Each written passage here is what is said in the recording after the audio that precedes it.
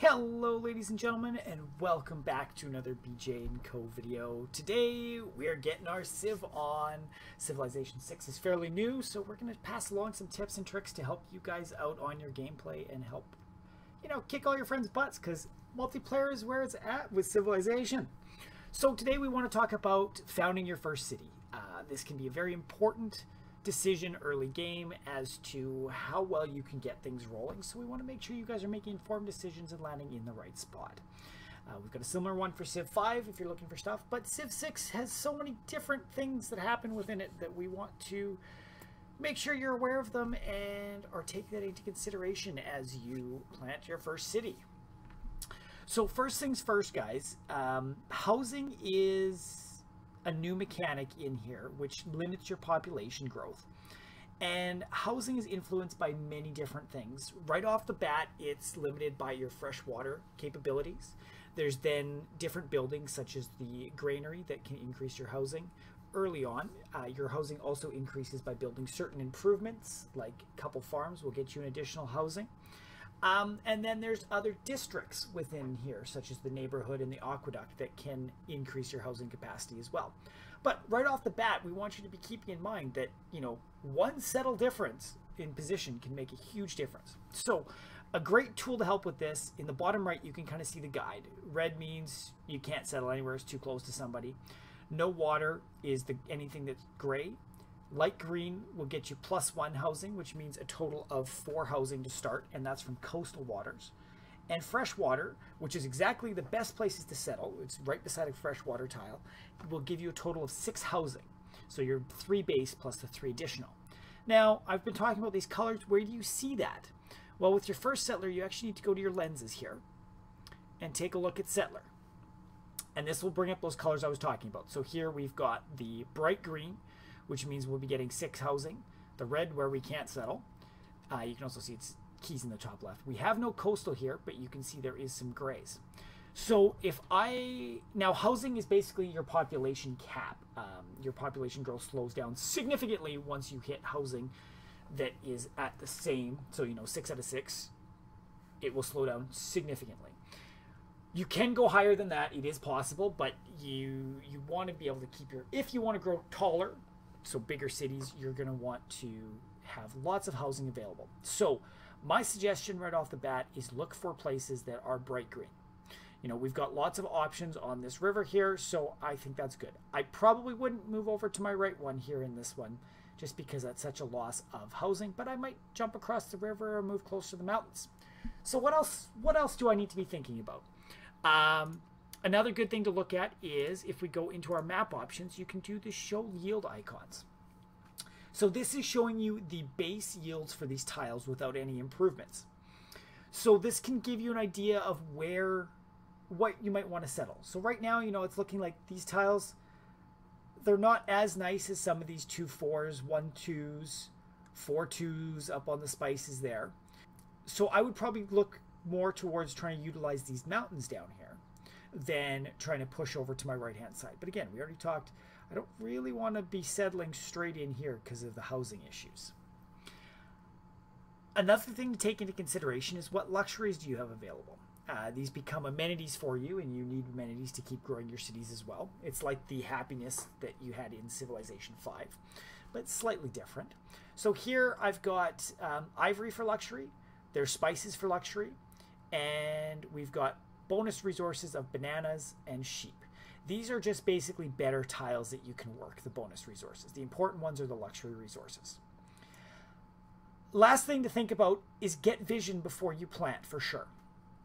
Right now I can't see what's up here. This looks like it might be a hill, and in that case it is. So I always strongly suggest move your warrior first, or your scouting unit, because I can move here and get more vision down this way. I can move here, get some vision up here, and that just helps make a better decision if you have vision. In this situation, I wouldn't move on to the settler. I wouldn't move back down this way because my vision would not be enhanced. I would either go here or here. I am going to lean towards going this direction because it might, if it's good, I might cross the river. So we see another bonus resource, and we see cocoa. So if I plant here, your cities can work tiles out 3 in direction. So I would still have the cocoa in here. From where I'm at, I would have the spices, the sheep, the ivory. I would also get the bananas as well.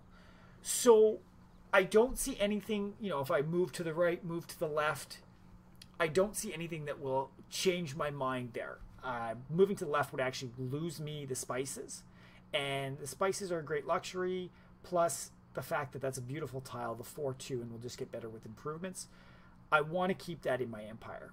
So right now I'm stuck with this is where I want to stay. The last thing that I would think about before making any decisions is, and this is a little bit more on the advanced side, I will link and show you guys a beautiful cheat sheet that has been put together. IotaFox left it in Reddit, and I'll link to it. I'll also throw it up on the screen here. That kind of gives you some information about district placements, because in this game districts are huge, and having the synergies between districts that will get bonuses from mountains and forests and things are important. I wish I had a better start here that could show you that a move might get you better district locations, but maybe we'll get to that in the next couple. I plan on doing a couple examples. But with district placement, right, you want to make sure you have areas to work things. So, you know, I've got a great spot right down here off the river that could get a beautiful holy site, getting the bonus from the mountains and the forest. I've got areas up here that will likely have some mines on, so we could throw an industrial zone up in the desert and get a nice bonus from the mines. I'm seeing nowhere, like the tile I'm on doesn't give me a super benefit to any of the districts that I can see. So my gut is saying, because all of the luxuries are close by, we don't have vision on anything else that will change, saying there's a better location, we're on fresh water, I would settle right in place with this city. And as you can see, we've got housing capacity of 6, which is exactly what we want. So that's a good start. We'll also notice as we did that we see some stone down here, which is good. That'll be another decent tile for us to work. The bonus resources just mean there's more yield on those tiles, which is great. So that's our first one. Now let's jump in and show you guys a second one. All right, guys, so we're back with our second example, and just going to walk through the decision-making process again. We've got tons of different land here that we can settle on the rivers. If we pull up our settler map again, you can see, look at all this beautiful green that we've got going on. Love it, love it, love it, love it. And again, we're going to show yield icons just so we can avoid, like, I'm not loving this area up to the top left, but also you'll notice there's some tundra down here, which is going to give us, you know, not some amazing yields from that. Warrior wise, again, we want to scout. We might get a little bit more vision there, but I'm leaning towards, this should be a forest hill. No, it's a plains hill. Crap. So I would either move to this hill or to this hill. Tobacco for luxury resources. I'm going to go straight left and see what we get here. So this brings in some very interesting considerations, because where we are at now, we would not be able to build a harbor within our city. So if we want access to a harbor in our first city, we would want to step across the river and plant it so that we could build a harbor somewhere out by the city. And I am very strongly leaning that way, because harbors are important. And the nice thing we could do here with the harbors, and again, reference the cheat sheet that is linked down in the description below, but we could put a harbor, say, if we moved across to in between the warrior and the settler, we'd be able to put a harbor here, because you'd be working 1, 2, 3, so eventually we could put one there. But we could also put a commercial hub right here on this tile that's got a fairly low yield, and the commercial hub will get +2 from the river, as well as +2 from being adjacent to the harbor. So that's a great, you know, that is a beautiful commercial hub that we'd be putting there.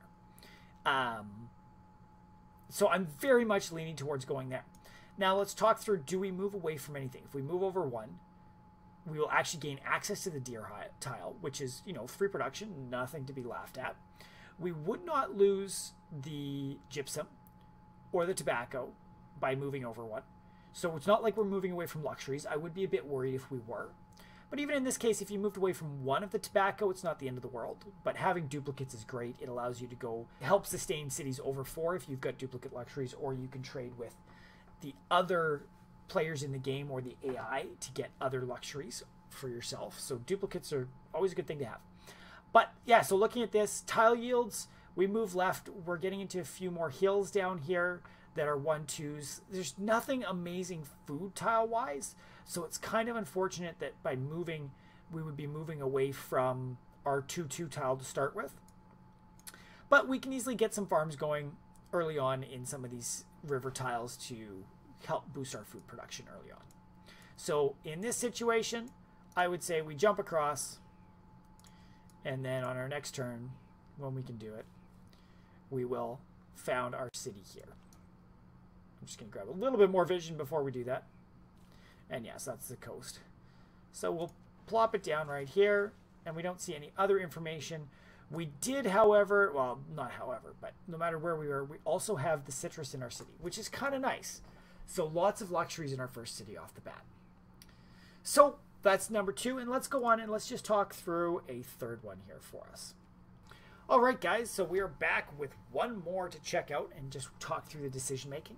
This one's a little bit of a more interesting one because we do have a bit more tundra to deal with. So, things to think about. Again, let's look at our settler. We want to stay on a river somewhere. I don't think we would want to move all the way to the other river. There is some coastal tiles, but I don't think we'd want to be on coast. And interestingly enough, in Civ 6, with the fact that you have to put the harbor districts down, being on the coast actually puts you a little bit more at risk because your city is less defensible. So being backed off the coast is not necessarily a bad thing at all in this game, which I find very interesting. I love how they've put that together. We're going to bring our yield icons back again and see. Now, luxury-wise, we're a little strapped here. You know, we've only got the Jade, which is the one that we can see down below here. We've got some very good bonus resources, and strategic actually this time. We've got the horses shown for us as well. So lots of good food right off the bat. We've got the sheep. Now, I'm not seeing really any good tiles in the water, which is quite interesting. So right now, I'm actually leaning to wanting to move the settler up one along the river and founding the city here. It'll still keep us in range of the Jade, but kind of get us further away from having all these single tundra tiles in our city borders. We'll still be in range of all of these luxury resources or strategic resources and bonus resources. And we'll also, by moving one up, get this stone in, which is another bonus resource, so the tile yield's just a little bit better. But what I'm also going to do here, I don't think moving one over is going to get us more vision. So I'm just going to continue on up along this river with my warrior and see if we see anything more interesting. Nothing really. Just some forests and stuff. But, you know, forests can have help on holy sites or neighborhoods in terms of districts. There's a beautiful tile here that could work great for planting a district on, be it the holy site or the neighborhood. The holy site would get +1 faith for being by 2 forests. Neighborhood would get the +2 from being beside 2 forests. So that would be very beneficial late game. Now, neighborhood's not an earlier district, but it's still important. So yeah, I'm very much leaning. We get the extra bonus resource by moving here. It gets us a little bit more defensible off the coast. Now, this city is pretty defensible even if we settle right here because of the 2 tiles. But all of these tiles out here are pretty useless to us. There's nothing. You wouldn't be building fishing boats on them. It's very rare that you'd be going very hard towards making these tiles helpful for us. So by moving one in, we lose 2 tiles from the sea and gains us 2 more land tiles, which gives us more options in terms of planting districts down the line. So definitely we're going to move there. Going to have to go to the next turn. You can see we've seen more desert, and you know, it's not bad. We could possibly have a chance at getting Petra, make these tiles a little bit better. But again, let's see what else we got. Okay, nothing that will actually help this city settle itself, but I like this defensible position off of the water, getting all these resources. It's going to take a while to grow out or buy out to our luxury, but we've also got some very wonderful starting tiles with this food and production.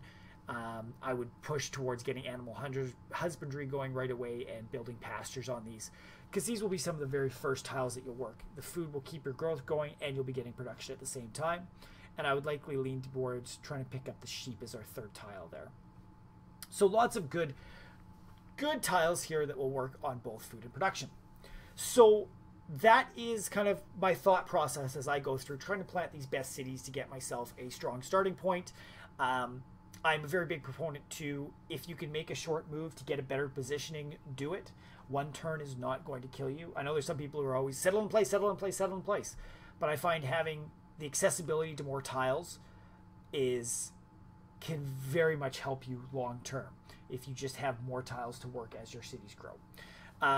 Growth is less of an issue in Civ 6 than Civ 5. Civ 5 growing tall is very, very strong, where Civ 6 wider tends to be more of the thing. But I still find I'm getting lots of cities that are getting very easily into the double digits with population, which you need a lot of tiles to work that. Especially once you start putting districts down as they take up tiles. So that is what to think about as you're settling a city. I hope you found this helpful. If there's things that you think about when you're doing this, I'd love to hear it down below. You know, what process goes through your head as you're settling here? Would you settle in different places on the ones that we've looked at? Keep in mind, I am trying to settle within the first 2 or 3 turns. I don't want to be moving too far away. But we can always think about, like, I would probably have a second settle somewhere up by this wheat here in this one. But that's for another video talking about expansions. What we will do right now, guys, though, is jump on over to our cheat sheet that I was talking about that we have posted over on Reddit.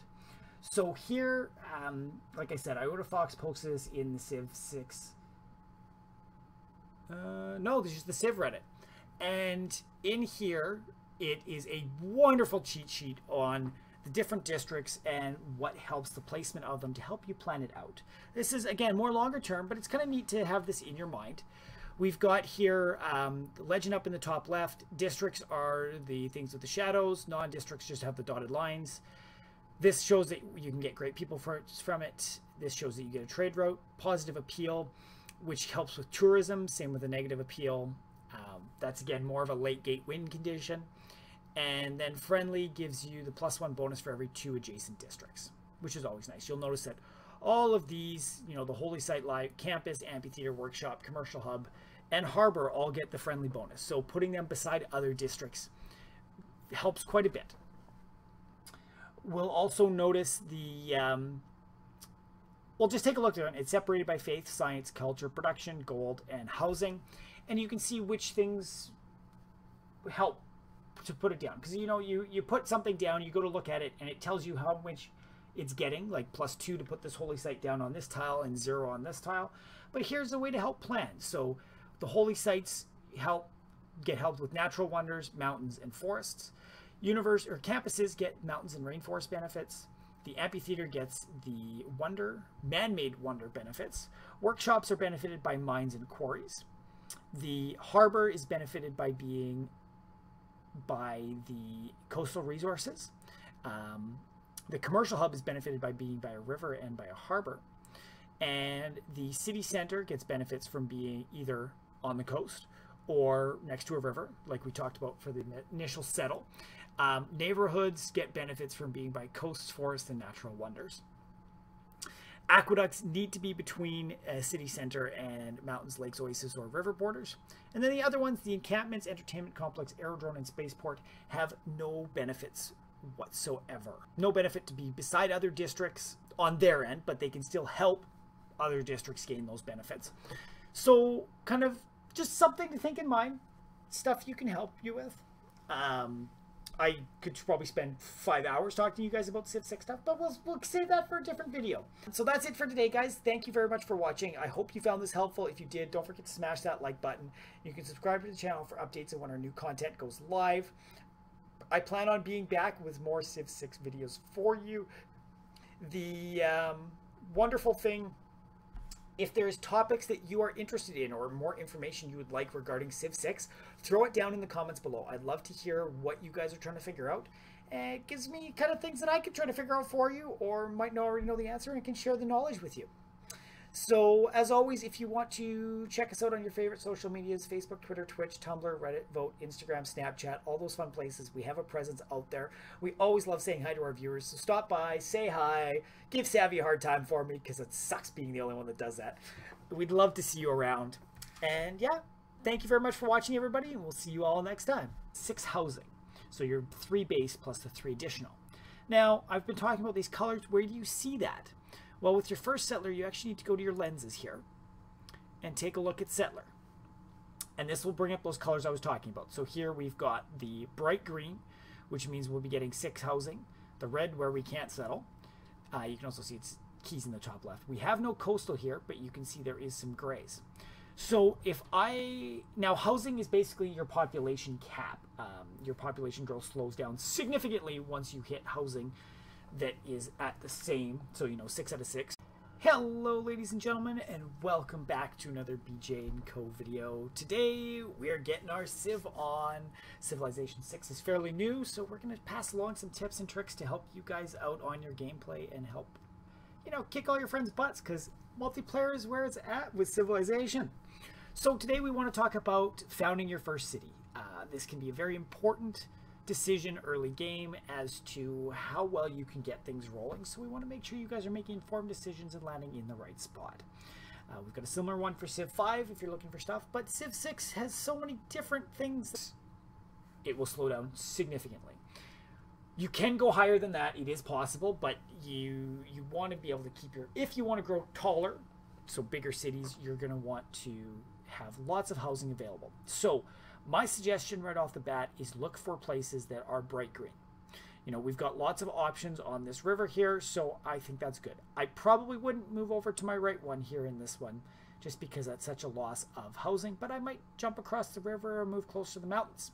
So what else do I need to be thinking about? Another thing that happened within it that we want to make sure you're aware of them and or take that into consideration as you plant your first city. So first things first, guys, housing is a new mechanic in here which limits your population growth. And housing is influenced by many different things. Right off the bat, it's limited by your freshwater capabilities. There's then different buildings such as the granary that can increase your housing.